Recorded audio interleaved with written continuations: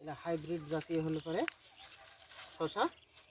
এই যে দেখেন, এই যে প্রতিটা ডুগার, এই যে প্রতিটা ডুগা, এই ডুগার এমন কোনো ডুগ নাই যে এটা হলে পরে ফল ধরবে। এই যে একবারে এখান থেকে নি এই পর্যন্ত, এই যে এই ধরেছে ইনশাল্লাহ। হ্যাঁ, এই যে বড় বড় শশা হয়ে গেছে ইনশাল্লাহ। এই যে যখন গাছ উপযুক্ত হয়ে যাবে 8 থেকে 10 পাতা, এই 20 পাতা ভাঙে দিতে হবে। এটা রাখা যাবে না, এটা রাখলে গাছের শক্তি ভালো পাবে না।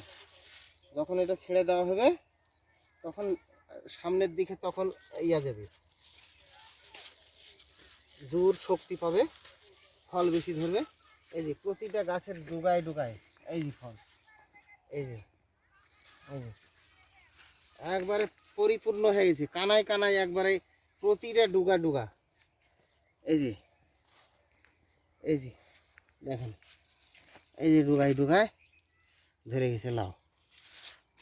এই শসা হলো যদি কোনো কৃষক করে মাছা পদ্ধতিতে হলে আরও বেশি হবে।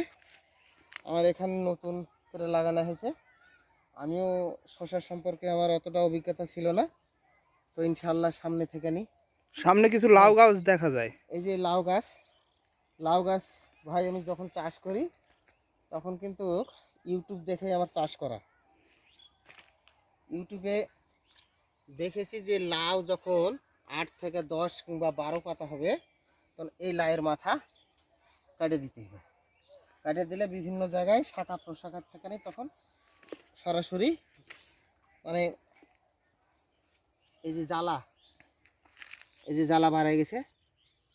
হ্যাঁ, এই যে জ্বালা এগুলো বাড়ায় গেছে। হ্যাঁ, এই যে ইনশাআল্লাহ এগুলো থেকে নেই। আসেন আপনি দেখেন, এই দিকে আসেন, আপনাকে আরও দেখাই। হ্যাঁ,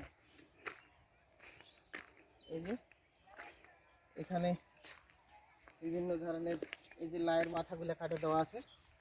হ্যাঁ, এই ডুগা বাড়তে দেওয়া হবে না, এখানে কাটে দেওয়া মানেই এই যে বিভিন্ন ধরনের শাখা প্রশাখা বাড়াইছে।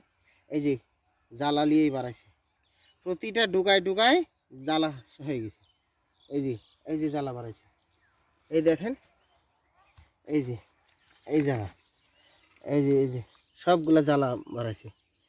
হ্যাঁ, এখন কথা হলো যে এই পদ্ধতিতে যে চাষ করা হয়, আমরা চাষ করা না বুঝা এই ফসলটা আসলে কিভাবে করা হবে আমরা না বুঝে তখন কি করি, আরেক মাছাতে আমরা এই হলো পরে লাউয়ের গাছের যখন তুলে দেওয়া হয় তখন এই লাউয়ের ডুগা বিভিন্ন সময় বড় হতে হতে অনেক দূর চলে যায়, গোটা মাথাটা ভর্তি হয়ে যায়, লাউ ধরে না। ধন্যবাদ প্রিয় কৃষক ভাইরা, এই যে মইদুল ভাইয়ের থেকে আপনারা পরামর্শ নিলেন। আসলে শশা গাছ এবং লাউ গাছ কিভাবে তৈরি করতে হয় এবং সে গাছটার পরিচর্যা কিভাবে করতে হয় আপনাদের দেখালেন। উনি একজন অভিজ্ঞ কৃষি মানুষ। আসলে কৃষক ঘরে আমাদের জন্ম, সেজন্য সে কৃষির ভালোভাবে বিবরণ দিতে পারছেন। যে উনি যে পদ্ধতি দেখালেন বা উনি যেইভাবে চাষ করতে বললেন আপনারা এই ভিডিওটি দেখে আমার মনে হয় উপকৃত হবেন এবং সেইভাবে চাষ করার চেষ্টা করবেন। ধন্যবাদ সবাইকে, আসসালামু আলাইকুম।